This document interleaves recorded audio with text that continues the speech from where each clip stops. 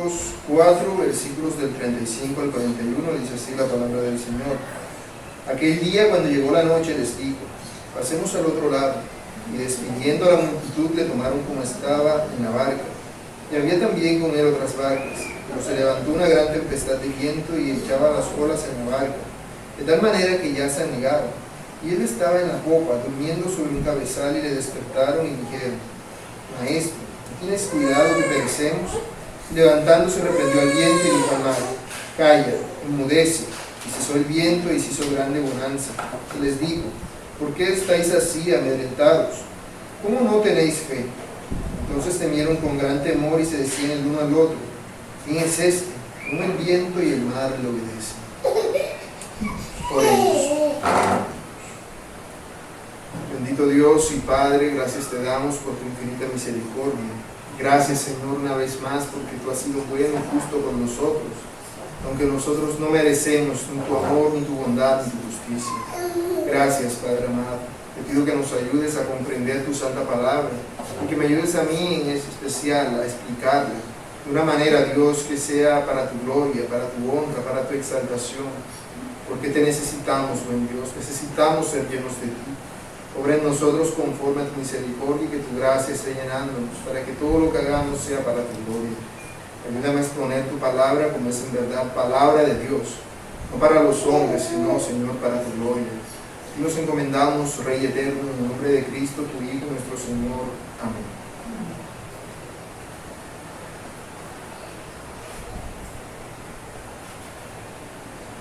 A lo largo de todo el Evangelio de Marcos siempre hemos visto entonces que el mensaje de Marcos es mostrarnos a Jesús como el Rey prometido, pero no solamente como un Rey que se siente en su trono a gobernar y a mandar, sino como un Rey que viene a servir y dar su vida en rescate por muchos.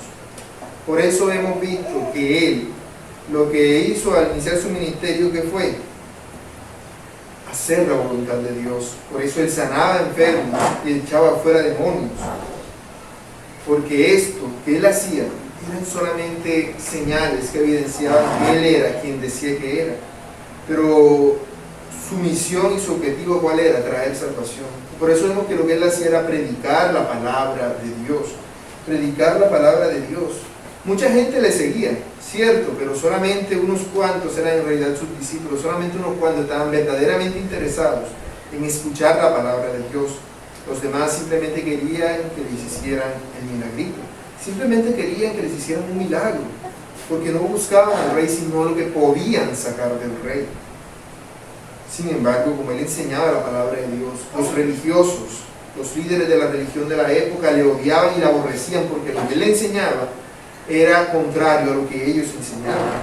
Por eso, y a causa de la blasfemia que ellos dijeron, Él ya no les enseñó directamente, sino a través de parábolas. Y el Señor enseñaba en parábolas, de manera que estas personas que no querían conocer la verdad no pudieran entender el significado de las parábolas, pero que aquellos que tuvieron un deseo y un anhelo, un hambre de Dios en su corazón, investigaran a ver qué significaban las parábolas y así éstas les fueran dadas a conocer. Ahora el Señor, así como ha enseñado a tantas personas, decide dar una lección más a sus discípulos. Por eso vemos que después de todo un día de estar enseñando la palabra de Dios a las multitudes de sus discípulos, el rey parte en una barca, ¿cierto? En una embarcación, parte en varias barcas donde van el rey y todos sus discípulos, en varias barcas. Y mientras estaban en la barca, dice que el rey, el Señor Jesús, se cansó y se durmió. Él se durmió, como lo haría cualquier persona, demostrándonos entonces que Él es un ser humano. Que se cansa, que le da hambre, que le da sueño, que le da sed, al igual que todos nosotros. Pero también hizo eso con el propósito de instruir a sus discípulos y hacerles ver qué era lo que había en su corazón. Él quería demostrarles qué era lo que ellos en realidad eran. Quería que se dieran cuenta que en realidad no le conocían. En realidad, aunque ellos pensaban que le creían y le seguían, no lo hacían. Cuando empezó la tormenta, porque vimos que mientras estaba en el mar empezó una tormenta como nunca antes había habido, como habíamos dicho antes, la tormenta era incomparable. Aún los que eran pescadores entre los discípulos estaban aterrados y pensaban que se iban a morir, cuando para ellos eso era el pan de cada día, enfrentar ese tipo de tormentas en ese mar de Galilea. porque las condiciones del mar eran tal que permitían que se formaran grandes tormentas, pero esa tormenta era como ninguna otra. Ellos veían la muerte en la cara, veían que se estaban anegando, veían olas gigantescas que arrecían y feroces venían sobre ellos y trataban de matarlos. Y ellos sentían que iban a morir. Y cuando sentían que iban a morir y miraron al único que dijeron que podía hacer algo para salvarlo, lo hallaron dormido en la barca, como si nada estuviera pasando. Entonces, ¿qué pensaron ellos? La Biblia no nos dice qué pensaron ellos, pero por el contexto podemos suponer de que ellos pensaron de que a él, que puede hacer algo para salvarnos, no le importamos nosotros. No le importamos, porque mientras nosotros estamos aquí muriendo, él está por allá tranquilito como si nada estuviera pasando. A él no le interesamos.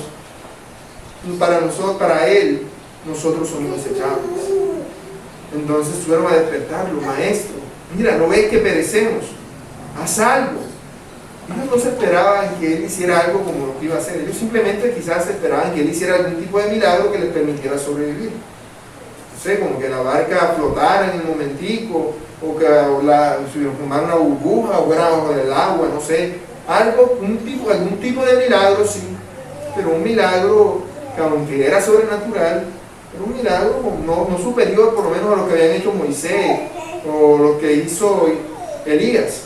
No, el mar se dividió, el río Jordán se dividió, Jesús puede haber dividido el mar y hacer que ellos se fueran caminando tranquilamente, o hacer que la lluvia cayera hasta cierto punto y como se crea como un techo de agua o algo, un milagro grande, cierto. Ellos esperaban que él hiciera, pero no esperaban lo que él hizo, no lo esperaban.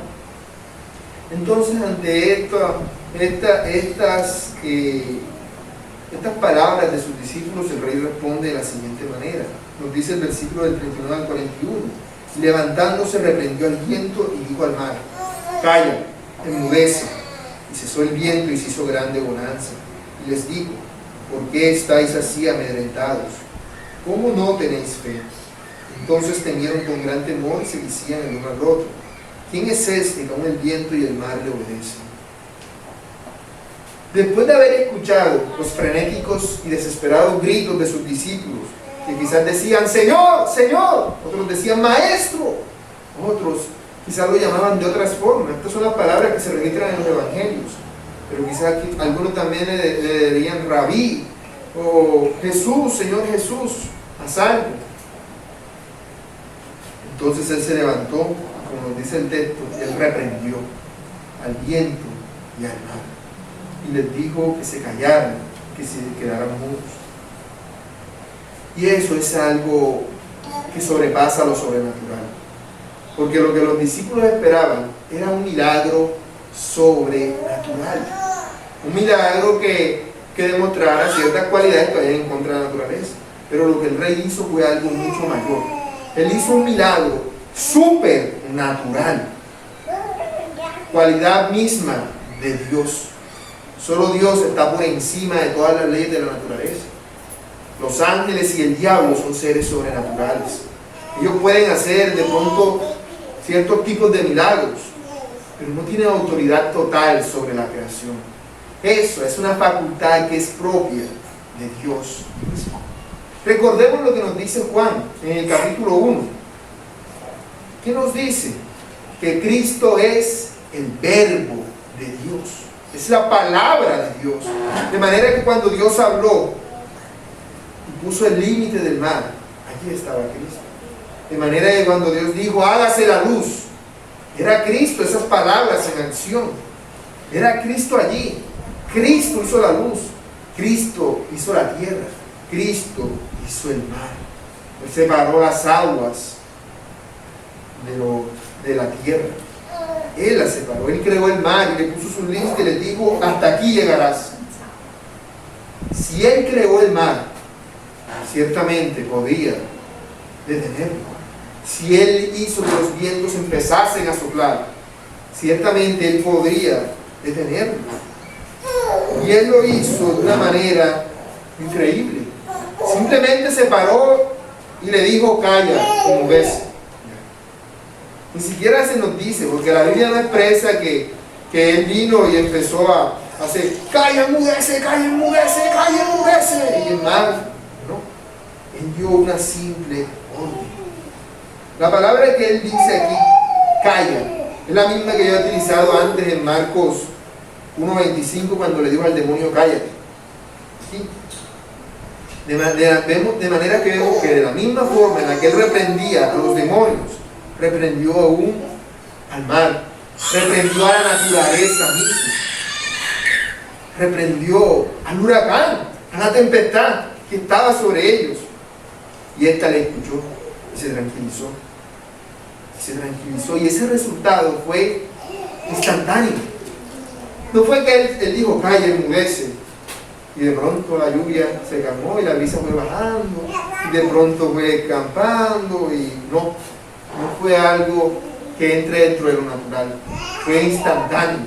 Él dijo, calla, enmudece, y se desapareció todo eso al instante. Dijo, calla, enmudece, y los vientos desaparecieron. Las nubes salieron corriendo y el mar se tranquilizó por completo. Fue algo instantáneo. El lago quedó totalmente tranquilo, sin ningún tipo de ola, liso, como si fuera vidrio, porque él lo tranquilizó por completo. El gran predicador bautista del siglo XIX, Spurgeon, dice: no hubo rastro de la tormenta al momento siguiente en que él despertó. El más tempestuoso de los vientos que zarandeaba la embarcación durmió como un bebé en el regazo de su madre. Las olas quedaron vueltas en mármol. Cuando Cristo reprendió al viento y a las olas, como ya dije, fue algo total. Se esfumaron por completo. Y eso es algo tan increíble que vemos que aún Marcos utiliza la palabra megas, que aquí en la Reina Valera traducen como grande bonanza. Es decir, se hizo una grande tranquilidad, una grande paz instantáneamente. Y eso es lo maravilloso de todo esto. ¿Quién hace algo así? ¿Quién puede decirle al viento y al mar que hagan eso y que pase al instante? Porque quizás algún tipo de un ángel o algún tipo de ser espiritual pudiera hacer que esto pasara, pero le tomaría su tiempo. Si existe un ser fuera de Dios, capaz de hacer eso, no lo haría de esa forma. Vemos que una vez él hizo esto, una vez calmó la tormenta, una vez la tempestad cesó, él se dirigió a sus discípulos y estos estaban asombrados.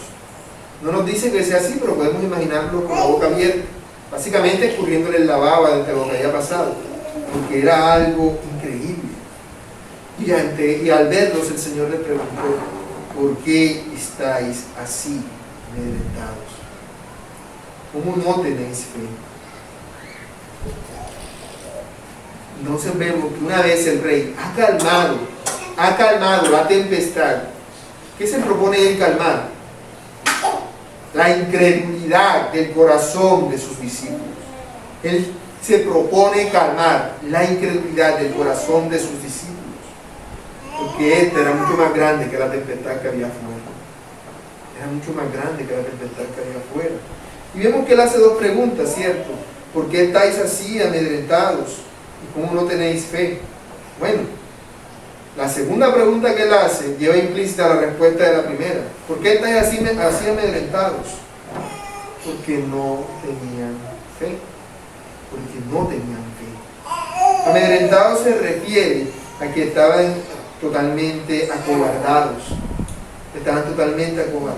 Y la razón era su falta de fe. Ellos sabían que el Señor tenía poder divino para hacer todo tipo de señales y milagros. Sin embargo, cuando ellos estuvieron a punto de morir, a pesar de todo lo que habían visto, no confiaron en que Él podía sanar. A pesar de que ellos habían visto todos los milagros y señales que Él había hecho, no confiaron en que con Él estaban seguros. No confiaron. Confiaron en lo que veían en otras personas, pero en sí mismos no confiaron. De manera que ese era el resultado de la prueba. El Señor los había probado. Él es Dios. Ninguna tormenta ocurre si no es su voluntad. Si esa tempestad se dio en ese momento, fue porque Él así lo decretó. Si Él la detuvo, también fue porque Él así lo decretó.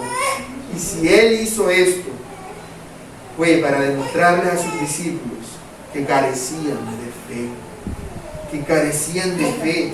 Que la fe que ellos tenían era solamente de palabras, mas no de hechos. Era una fe superficial hasta ese punto. Y claramente lo que el Señor quería enseñarles con esto, al hacerles ver la incredulidad de ellos, no era solamente hacerles ver su incredulidad, sino también hacerles ver que ellos podían confiar en Él, cualquiera sea la circunstancia en la cual se encuentren. Sin importar en qué circunstancias se encuentren, ellos podían confiar en Él. Y esto es algo de vital importancia, algo que el Señor quiere que sus discípulos siempre tengan presente. Los creyentes podemos confiar en nuestro Señor. Podemos confiar en nuestro Señor. Y eso es muy fácil de decir, yo confío en Cristo, pero a la hora de la prueba confiamos más en nosotros mismos. A veces pensamos que si nosotros no hacemos las cosas, todo se va a acabar, todo se va a dañar. Por eso los discípulos se sentían tan aterrados. Ellos estaban acostumbrados a que siempre que había una tormenta salían y se libraban con sus propias fuerzas. Ellos eran expertos remadores, sabían trucos y técnicas para sobrevivir ante ese tipo de situaciones. Pero nada de eso les servía. Nada de eso les servía. Por eso el Señor les mandó una tempestad de esa manera, para que se dieran cuenta que no eran ellos, sino que debían depender de Él. De Él era que debían depender, no de sí mismos. Porque si dependían de sí mismos, iban a terminar ahogándose en la tormenta. Hubiesen fracasado. Esto es algo tan importante, que después de que el Señor ascendió a los cielos, tuvo que recordárselo a sus discípulos. En Hebreos 13:5 dice, Él dijo, no te desampararé ni te dejaré. De manera que podemos decir confiadamente, el Señor es mi ayudador, no temeré lo que me pueda hacer el hombre. No temeré lo que me pueda hacer el hombre. De igual forma, el apóstol Pedro animó a los creyentes, ya cuando era un apóstol maduro y formado, diciendo que debemos echar toda nuestra ansiedad sobre Él, porque Él tiene cuidado de nosotros. Todas nuestras preocupaciones, ¿qué debemos hacer con ellas? Encomendárselas a Cristo, porque a Él le importamos nosotros. Porque eso era precisamente lo que los discípulos temían, lo que ellos concluyeron. Nosotros a Él no le importamos, pero era precisamente lo contrario. Era precisamente lo contrario. El problema no era que ellos no le importaran a Él. El problema es que ellos no creían que Él se preocupara por ellos. No creían que se preocupara por ellos. Aunque ellos en su mente o si tú les preguntaras, seguramente dijeran, sí, Él se preocupa por nosotros, Él nos ayuda y todo. Pero ante esta situación, si yo no hago nada, nos morimos aquí y se acabó todo. Pero Pedro nos dice, toda preocupación, toda carga, toda prueba que tú tengas en tu corazón, todo afán, debes echarlo sobre Él. Debes echarlo sobre Él. Él nos cuida. Y debemos tener la certeza de que es así. De que es así, de que Él tiene cuidado de nosotros siempre. Y debemos confiar en eso. En que Él nos ama. Aunque nosotros no le amemos a Él como decimos que lo hacemos. Por eso dice el apóstol Pablo, estoy seguro que ni la muerte, ni la vida, ni ángeles, ni principados, ni potestades, ni lo presente, ni lo porvenir, ni lo alto, ni lo profundo, ni ninguna otra cosa creada nos podrá separar del amor de Dios que es en Cristo Jesús, Señor nuestro. ¿Será que no le importamos? Claro que le importamos.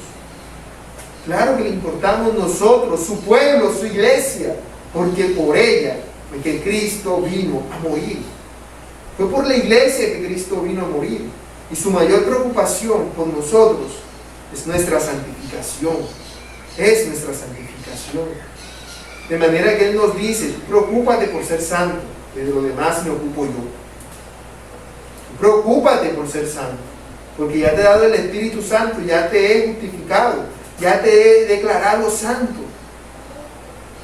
Lo mismo que espero de ti es que seas fiel a mí. Preocúpate por serme fiel. Que de cualquier otra cosa que tú tengas en la vida, cualquier otro tipo de problema, me ocupo yo. Sea económico, sentimental, de salud, lo que sea. Eso está en mis manos. Eso está en mis manos. Por eso, al ser conscientes de esta verdad, vemos la reacción que tuvieron los discípulos ante las palabras del rey. Entonces temieron con gran temor y se decían el uno al otro: ¿quién es este que aún el viento y el mar le obedecen? ¿Quién es?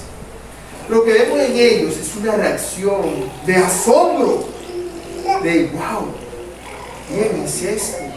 Un profundo asombro.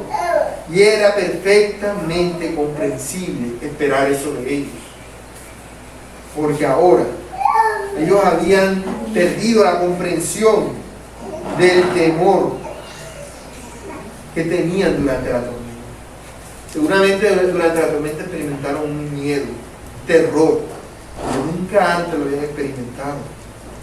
Pero ahora, ese terror ha quedado atrás. Ya no quedó ni rato. De un segundo a otro estaban muriéndose de miedo y de pronto todo eso se desapareció con la tormenta. Todo eso se desapareció con la tormenta porque acababa de ocurrir algo como nunca antes había ocurrido. Ninguno de ellos había visto el poder del rey. Entonces, por eso vemos que Marcos hace este énfasis acerca de la reacción que ellos tuvieron con respecto al temor, la intensidad del asombro que experimentaron. Y es que ellos comprendieron algo. Y es que, si bien la barca donde se encontraban con esa tormenta era algo muy aterrador, era algo terriblemente aterrador, el mayor terror lo comprendieron en ese momento. El terror de no haber confiado en Él. El terror de desconfiar de Dios. Eso les dio temor. Y temor a tal punto que les aterró más que la tormenta que quería destruirlos. Les aterró más. Y es que solo Dios posee tal poder. Por eso ellos se preguntan: ¿quién es este que aún el viento y el mar le obedecen? O sea, su misma respuesta automáticamente ya implícita, su misma pregunta ya automáticamente implícita la respuesta. Ellos están diciendo: solo Dios. ¡Wow! Esto es algo terrible. ¿Cómo hemos nosotros dudado del poder de Dios? ¿Qué es lo que hemos hecho?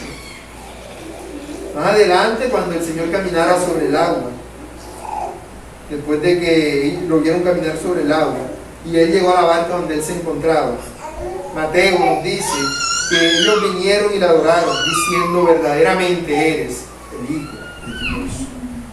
Verdaderamente eres el Hijo de Dios. Ellos creyeron en Él. Y es que esa es la reacción natural de todo ser humano. Si nosotros comprendiéramos la grandeza y la santidad de nuestro Dios. Porque el problema es que no comprendemos cuán santo es Dios. No lo comprendemos. Yo soy pecador. Y si estoy delante de un Dios santo, que creó el universo y que puede detener el viento y el mar con una sola palabra, que con un solo pensamiento puede destruirme y causarme el peor de los sufrimientos si a Él quisiera hacerlo, ¿no me daría eso temor?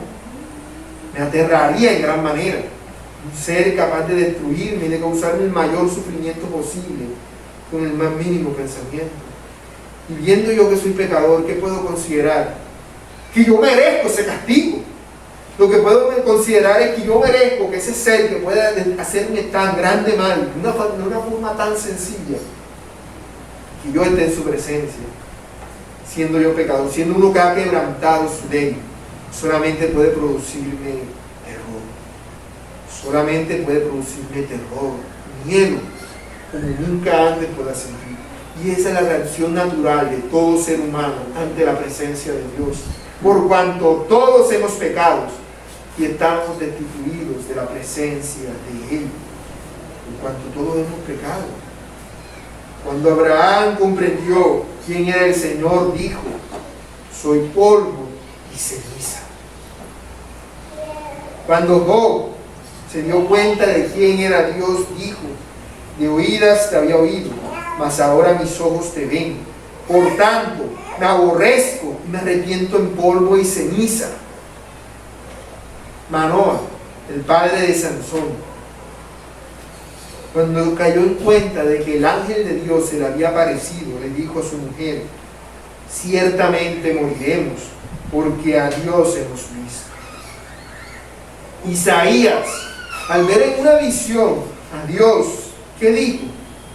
Ay de mí, que soy muerto, porque siendo hombre inmundo de labios y habitando en medio de pueblo que tiene labios inmundos, han visto mis ojos al Rey, Jehová de los ejércitos. Pedro cayó de rodillas ante Jesús diciendo: apártate de mí, Señor, porque soy hombre pecador. Pablo, cuando pensaba ir a matar a los cristianos a Damasco y cayó en la presencia del Señor sobre él, cayó en tierra, postrado de rodillas y ciego ante la inmensidad de la gloria de Cristo. Juan, cuando estaba preso en la isla de Patmos y el Señor se le apareció para revelarle los acontecimientos futuros, los acontecimientos narrados en Apocalipsis, dice: caí como muerto a sus pies. Esto no habla de una reacción de alejada, diferente a la de nosotros, por el contrario, tal era el miedo que sentía de estar en la presencia del Rey. Cayó como muerto. Así que, así como vemos en estos ejemplos, hasta el más pequeñito atisbo de la gloria de Dios es algo abrumador. Cuando los discípulos de Jesús comprendieron que Dios estaba con ellos en la barca, quedaron vencidos por el temor ante la idea del poder y la santidad del Señor. Nos aterró en gran manera el ver la persona que Él era, nos hizo darse cuenta de los miserables y pecadores que eran ellos. Así que tengamos esto presente siempre. Hay muchas cosas que a nosotros nos pueden asustar y atemorizar, muchísimas, pero ¿qué son esas cosas que nos atemorizan con relación a Dios? ¿Qué son? El Señor Jesús dice: temed más bien a aquel que puede destruir el alma y el cuerpo en el infierno. Si vas a tenerle miedo a algo, mejor tenle miedo a Dios, porque su vida es insaciable, es infranqueable. Teniendo la perspectiva del temor a Dios, a mí me puede dar miedo que me apunten una pistola en la cara, pero ay, me muero y ya. Pero más miedo va a ser que después de muerto me echen para siempre al tormento de fuego. Eso me va a dar mucho más miedo, mucho más terror, porque no estoy en una posición de santidad. Por eso es que Cristo nos declara santos, y por eso es que nosotros debemos caminar en pos de la santidad. Y así como hemos visto en este pasaje, cuán grande y poderoso es Cristo, también nos deja ver cuán misericordioso es Él, que a pesar de la falta de fe de sus discípulos, los rescató. A pesar de su falta de fe. Es decir, sus discípulos no merecían que los rescatara.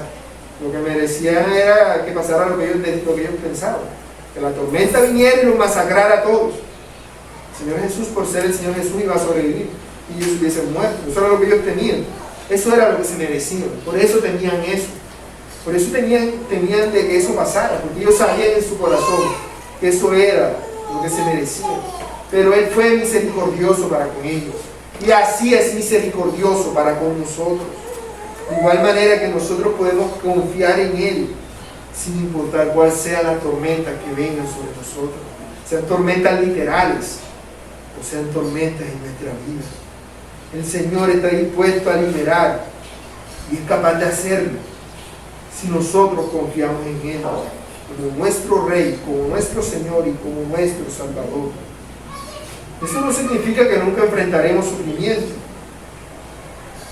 pero cuando vengan los sufrimientos podemos descansar tranquilamente en la promesa de Romanos 8:28, ¿cierto? Y sabemos que a los que aman a Dios, todas las cosas les ayudan a bien, Esto es, los que conforme a su propósito son llamados. No dice a todo el mundo, no. Una tormenta puede venir y masacrar un pueblo entero y afectar igual a todo el mundo. Pero para los que no tienen temor de Dios, esa tormenta es un juicio de Dios, un castigo de Dios sobre esas personas. Pero para los que tienen temor de Dios, aunque se encuentren en la misma situación que el resto a causa de la tormenta, eso es de beneficio para ellos. Porque Dios los está guiando en ese momento, aunque a todos les haya afectado igual. Porque la diferencia está en que Él tiene cuidado de su pueblo. Él tiene cuidado de su pueblo. Por eso, como creyentes, debemos hacer lo que nos dice el Señor. Cuando dice, por nada estéis afanosos, sino sean conocidas vuestras peticiones delante de Dios en toda oración y ruego con acción de gracias. Cuando nosotros experimentemos grandes miedos, cuando veamos la tormenta venir, cuando sintamos que el mundo se nos va a acabar, ¿qué debemos hacer? Presentar nuestras peticiones a Dios, con ruegos si es necesario y con acciones de gracia, sabiendo que Él nos cuida, sabiendo que aún si lo que nosotros estamos pidiendo no ocurre, es lo mejor, sabiendo eso. Si lo hacemos verdaderamente, cuando venga el momento de la prueba, el momento de la aflicción, ¿qué va a pasar? Nos dice el Señor en Filipenses, ¿cierto? Cuando hagamos eso, la paz de Dios, que sobrepasa todo entendimiento, guardará vuestros corazones y vuestros pensamientos en Cristo Jesús. Si lo hacemos sinceramente, cuando venga el momento de la prueba y de la aflicción, Dios nos dará de su paz. No nos evitará el momento de la aflicción, pero nos dará de su paz para que la aflicción no nos atormente, para que podamos confiar plenamente en Él. Por eso debemos seguir el ejemplo del apóstol Pablo, que sufrió muchos ataques durante su ministerio. Muchos fueron los padecimientos que experimentó, pero cuando él vio que su vida llegaba a su fin, dijo, el Señor me librará de toda obra mala y me preservará para su reino celestial. Él estaba convencido de que el Señor lo libraría a él de cometer pecado contra Dios.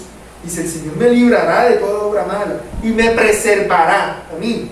O sea, aunque yo no quisiera, Él me preservará a mí para que yo llegue a ser parte de su reino celestial. Pablo termina diciendo en su segunda carta a Timoteo, a Él sea la gloria por los siglos de los siglos. Amén. Así debe ser nuestra oración. Así debe ser nuestra vida. Y así es como los creyentes debemos afrontar las adversidades, confiando en Él, sabiendo que Él está con nosotros. Y debe darnos mucho más miedo no confiar en Él que cualquier circunstancia, cualquier problema, cualquier evento que pueda ocurrir. Eso debe aterrarnos más. Así que encomendemos nuestra causa a Dios y confiemos en Él, no dejando de orar nunca, cada uno por nosotros y por nuestros hermanos, confiando en el Señor para su gloria y para nuestra edificación. Oremos. Bendito Dios y Rey del cielo, gracias por tu infinita misericordia que nos das. Gracias, Padre eterno, porque tú eres Dios justo y fiel. Perdona todos nuestros pecados con los cuales hemos pecado contra ti, haciendo lo que a ti no te agrada, Padre. Perdónanos, Señor, porque muchas veces cuando pecamos no pensamos en ti. Muchas veces nos preocupan más lo que dirán las otras personas, Señor, que nos vean pecando otros, oh Dios, y no el hecho de que estamos pecando delante de ti, que eres un Dios santo. Porque aunque otros nos vean pecando, nada más allá de la muerte puede llegar a causarnos. Pero tú, Señor, tú puedes causar un mal mucho peor.